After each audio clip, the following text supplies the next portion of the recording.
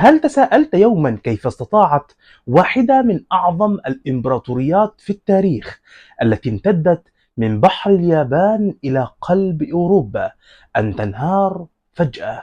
هل كانت هناك خيانة داخلية أو هجمات خارجية شرسة؟ في هذا الفيديو سنكتشف معا أسرار انهيار الإمبراطورية المغولية. السلام عليكم ورحمة الله وبركاته، أهلا بكم في فيديو جديد من برنامج إنجليشاوي على يوتيوب. قبل ما نبدأ بس مش عايزين ننسى ندعي لإخواتنا ربنا ينصرهم ويثبت أقدامهم، اللهم آمين. بس لما وصل الفيديو ما تنساش تعمل لايك وتعمل سبسكرايب للقناة عشان يوصلك كل جديد، ويلا نبدأ. بسم الله. سنتحدث اليوم عن واحدة من أعظم الإمبراطوريات في التاريخ، الإمبراطورية المغولية. تأسست هذه الإمبراطورية على يد جنكيز خان في القرن الثالث عشر، وامتدت لتشمل معظم آسيا وأجزاء من أوروبا. ولكن كيف انهارت هذه الإمبراطورية العظيمة؟ بدأت الإمبراطورية المغولية في النمو بسرعة كبيرة بفضل القيادة العسكرية القوية لجنكيز خان واستخدامهم لتكتيكات عسكرية مبتكرة.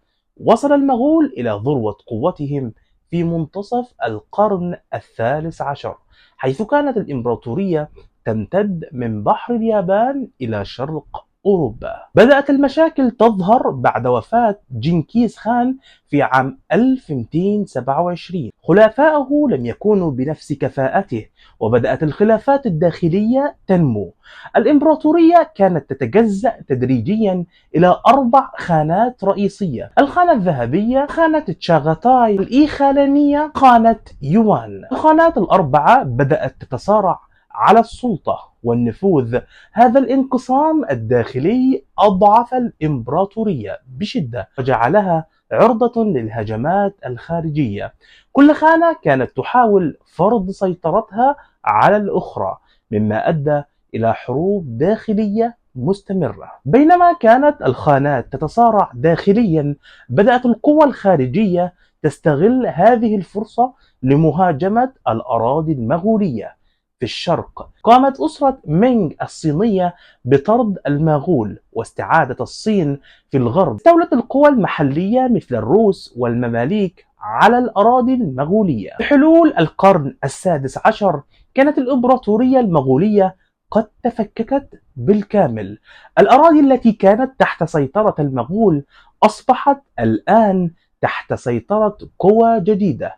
ورغم أن الإمبراطورية انتهت، إلا أن تأثيرها لا يزال محسوسا في العديد من الثقافات والحضارات حول العالم. هكذا نكون قد استعرضنا كيف انهارت الإمبراطورية المغولية.